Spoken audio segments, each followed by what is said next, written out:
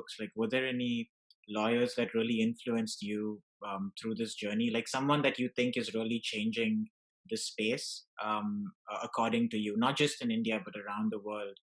And a good model for what you can think about as someone that is not only really strong in the foundational concepts but also pushing the limit with regards to what is possible in law. So are there people that you would recommend people look up, just as lawyers or anyone in the legal profession in general? Definitely. So there is this person called Margaret Hagan, and she in fact started this entire intersection of design thinking and law, and she is currently the director or the executive director of the Stanford lab on design thinking, and they're doing some brilliant access to justice projects, right? Because at the end of the day, design thinking says the human is at the end of everything you do. And it's directly applicable to all access to justice projects, right? Because I'm improving your experience with law. Another person that I recently spoke to, and I think that interview should be up soon, is Joshua Walker. He started Stanford's center called Codex, which is this intersection of computer science and law, and they do a lot of projects on that intersection. And he has a very interesting journey because he started out as a lawyer, and then he became one of the greatest patent lawyers, and then completely pivoted and did like a project with Stanford. And then he was so convinced with how data and computer science and legal informatics sort of sit together, and how they can just make the entire field better, that he convinced the Stanford dean at that point of time to build out this center. So yeah, that's another person that you can definitely sort of check out.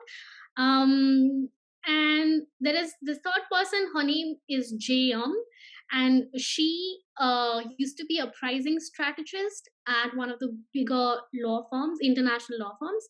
But now she's completely pivoted, and she has a data analysis backed consultancy for lawyers and law firms and other legal organizations called Six Parsecs.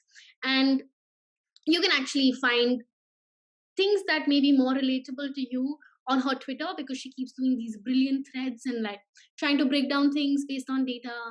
Um, and yeah, that's another person that you can definitely check out. Oh, and like one last person is this really funny person called Alex Su, and he keeps making these memes about people breaking the mold of who a lawyer should be and how they should act and how they should be. And he apparently became a really famous TikToker in this COVID period. So yeah, funny person, but also has like a lot of things to sort of drive home. So you should check him out as well. This is awesome, Shreya. Thank you for so much food for thought. And I hope, I think the listeners and even me in general, I think we all got so much, and I think I could take this conversation on for hours and hours just to, understand your thinking on some of these dimensions. But it was really nice chatting with you, Shreya, and understanding your thinking in this space. And I hope this conversation also, gave you a chance to articulate your thinking about some of these things. And I think you do a great job actually breaking down things and making them really simple. So thank you for your work. And I'm really excited to read future posts on Prologue.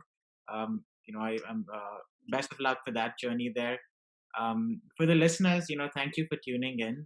Please do follow Shreya on all available social media platforms. And I will be linking Prologue in the show notes, which is a great resource to also look into right after this show.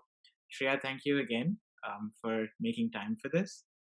Thanks so much, Abhishek. I think it was great just generally catching up also, but also talk about something that I've just been working out on the sidelines. And I hope more people take bigger risks and, move into these newer professions, because we need you there.